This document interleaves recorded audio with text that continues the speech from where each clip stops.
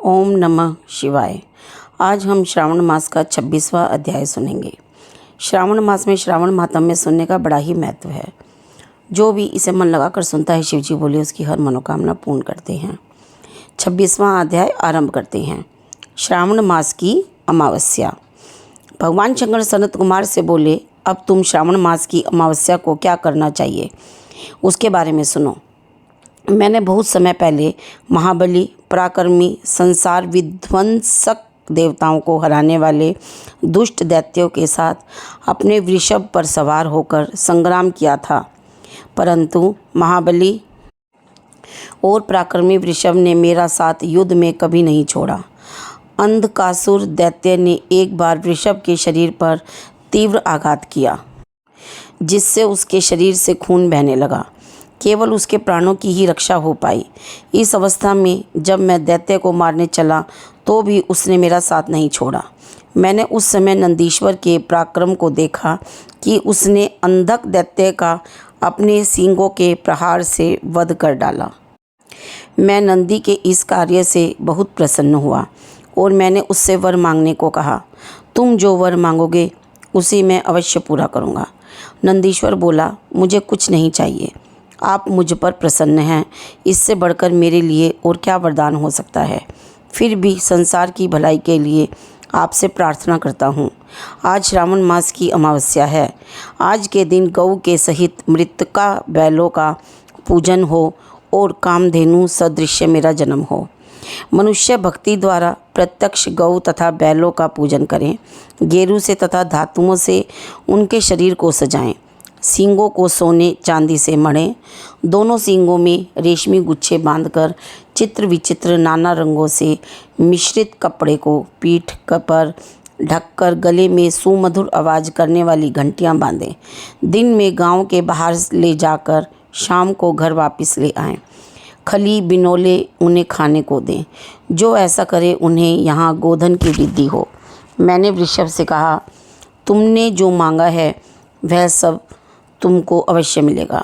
जो वृषभ आज के दिन किसी काम में न लगाया गया हो, केवल भूसा खाता हो, पानी पीता हो, उसे पोल कहते हैं। उसी नाम से आज का दिन भी पोल कहा जाएगा। आज का दिन जगत में पोला के नाम से प्रसिद्ध होगा। मनुष्य को आज के दिन सब इच्छाओं को पूर्ण करने वाले बैलों का उत्सव मनाना चाहिए। हे सनत कुमार, अब मैं तुम्हें कुशोत्पाटिनी यानी कुशाग्रह विधि बताता हूँ। श्रावण मास की अमावस्या के दिन स्नान करके पवित्र होकर कुशोत्पाटन करना चाहिए। कुश को बार बार प्रयोग करने पर भी वह शुद्ध रहता है। कुश, काश, भव, दुर्वा, खस, कुंदक, गेहूँ, चावल, मूंज और घास, यह कुशा के 10 भेद बताए हैं।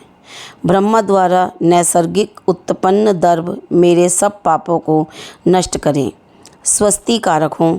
यह मंत्र कहकर पूर्व उत्तर के बीच ईशान कोण में मुख करके हूँ फट मंत्र द्वारा एक ही बार कुश उखाड़ना चाहिए। जिन कुशों के अग्रभाग सूखे न हों, ऐसे हरे रंग के कुश देव कार्य और जपादि कर्म में जड़ रहित कुश पितृकार्य में रखना चाहिए। देव कार्य और पितृकार्य के लिए 7 पत्र के कुश उत्तम बताए गए हैं।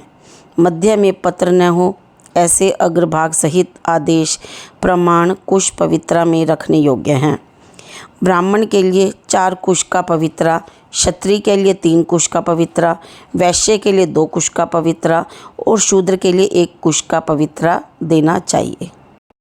उत्पन्नार्थ के लिए वर्णों के लिए 2 पवित्रा होते हैं।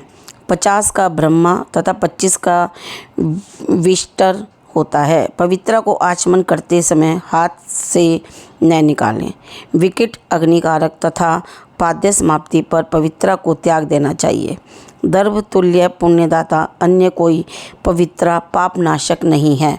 जितने देव और पितृ कार्य हैं वह सब दर्भाधीन हैं। अमावस्या के दिन ऐसे दर्भों को स्वीकार करना चाहिए। यह दर्भ कभी बासी नहीं होते। 26वां अध्याय संपूर्ण हुआ। ओम नमः शिवाय। बोलो शिव पार्वती की जय। अगर आपको अध्याय अच्छा लगा हो तो लाइक करें, शेयर करें, सब्सक्राइब करें और बेल वाला बटन दबा दें ताकि आपको आगे आने वाला अध्याय जल्द ही मिल जाए। राधे राधे।